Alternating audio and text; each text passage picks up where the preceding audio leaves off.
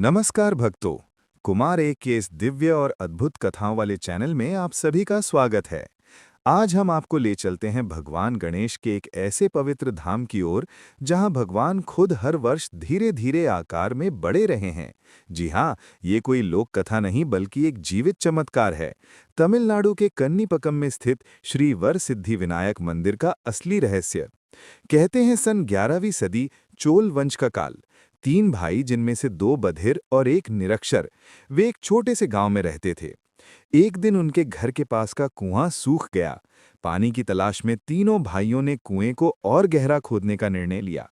कुदाल और हथौड़े की आवाजों के बीच अचानक औजार से किसी ठोस चीज से टक्कर हुई और उसी क्षण कुएं से रक्त की धारा बहने लगी। भाई घबरा गए, पर तभी जहां खून था वहां भगवान गणेश का आकृति उभरने लगा।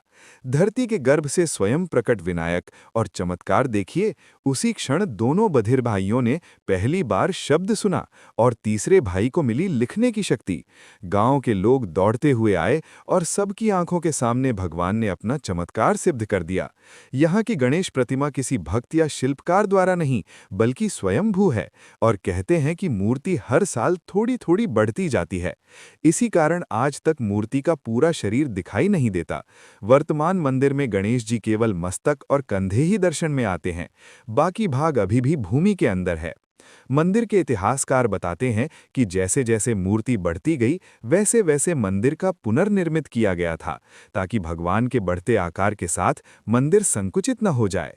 कन्नीपकम विनायक का एक और चमत्कार, जिसे लोग साक्षात न्याय कहते हैं, कि यहाँ भक्त एक विशेष प्रार्थना करते हैं कि अगर कोई व्यक्ति झूठा हो या किसी पर झूठा आरोप लगाया गया हो तो भगवान उसी समय सच्चाई सामने ला देते हैं।